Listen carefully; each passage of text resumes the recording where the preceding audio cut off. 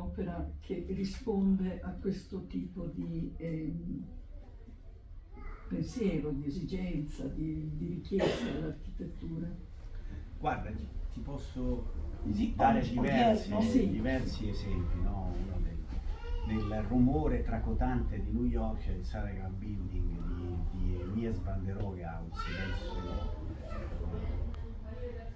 Ce ne sono diversi Ancora, di edifici che portano a quella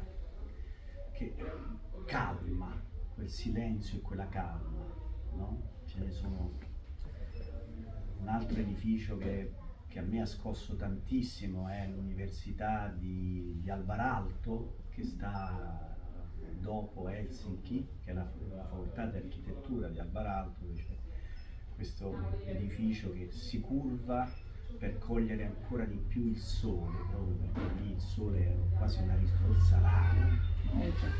E quell'ansa ha una calma, un silenzio dove capisci perché le panchine sono state messe nel verso di guardarla, di osservarla, proprio forse per tu che sei un giovane studente, sei un po' irrequieto, ti siedi lì e ti viene la calma, che a te invece dovremmo andare mio figlio o nipote, così si calma.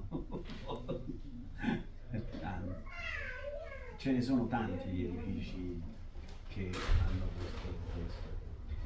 E un altro edificio che è bellissimo sono la galleria Art Gallery di Louis Kahn a Fort Worth, un edificio che ha queste Forward, sì, in Texas.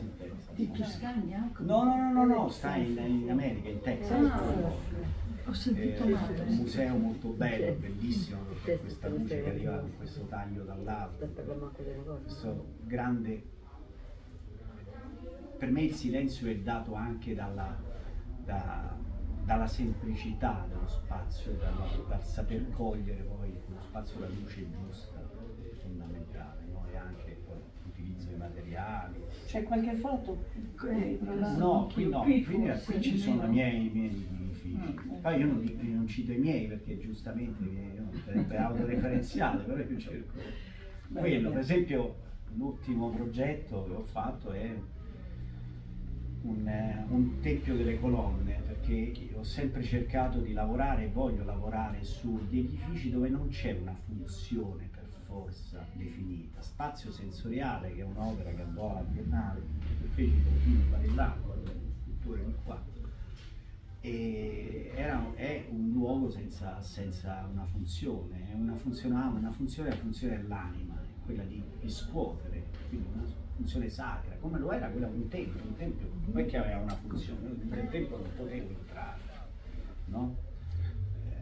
C'è un altro edificio che poi prende il Colosseo, che non è un edificio che mi piace molto, però aveva questa funzione di poter percorrere le colonne, che poi sono archi, degli archi, è il Colosseo quadrato che sta all'Euro, no? Avevi questa scalinata, tu entravi dentro, di libera, lui entravi dentro e tu stavi dentro questi archi che non avevano una funzione se non di stare, no? Di forse far incontrare le persone, dentro non potevi mai entrare. Adesso non si può più fare, è diventato difendi e tu se ti avvicini ti minacciano col mitra, non puoi entrare, no? Lo volevo fare. Ah, si poteva entrare? Sì. Non lo sapevo.